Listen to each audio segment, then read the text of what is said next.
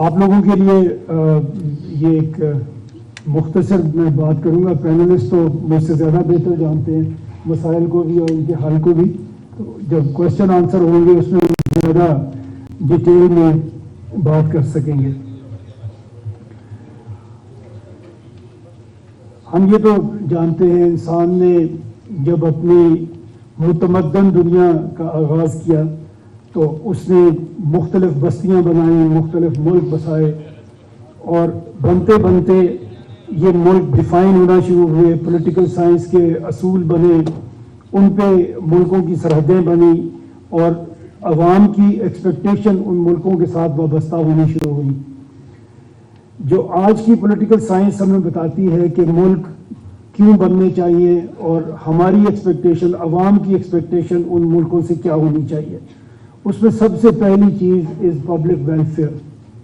کوئی بھی ملک جب بنتا ہے, کہیں بھی لوگ اکٹھے رہنا شروع کرتے ہیں, تو مین ایک جو ان کی امید ہوتی ہے وہ یہ ہوتی ہے کہ اس ملک کی سرحدوں کے اندر جو پبلک رہ رہی ہے, یہ حکومت اس کی ویلفیئر کے لیے کام کرے گی.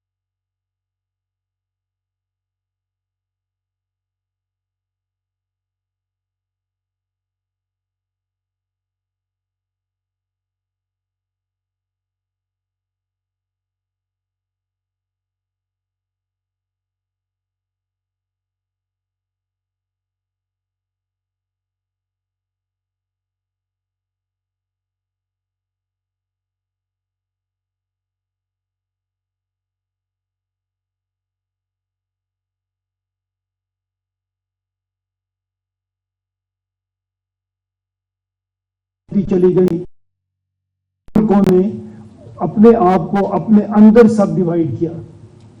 اسٹیٹس بنے, پروونسز بنے, سٹیز بنے, اسٹیٹس گورنمنٹ بنی, پروونشل گورنمنٹ بنی, اور سٹی گورنمنٹ بھی دنیا میں بنی.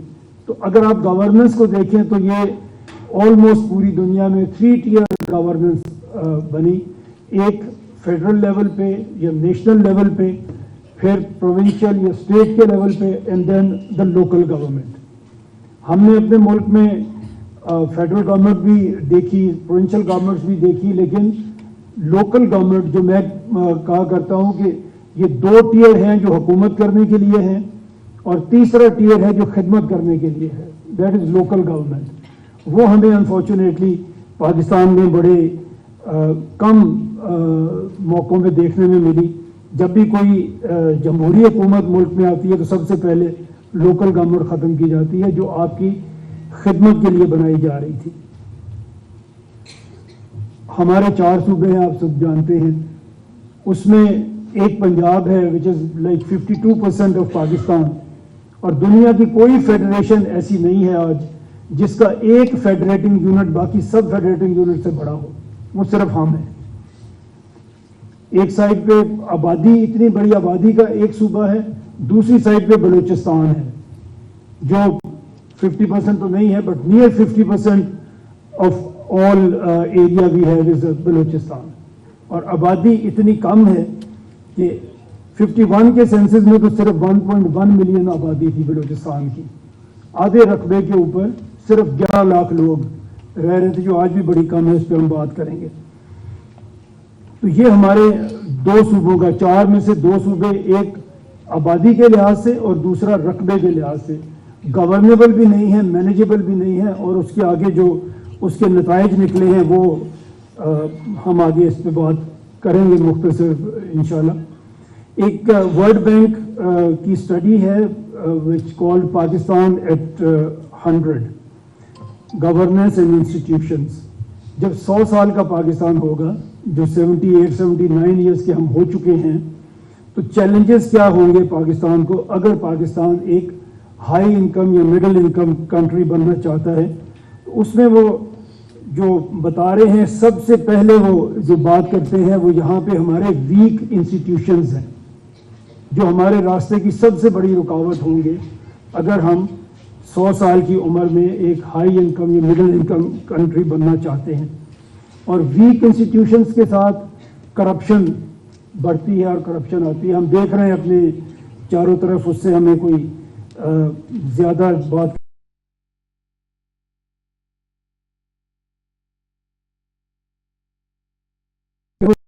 بات کرتے ہیں کہ لیک آف ڈیولیوشن ہے پاکستان میں.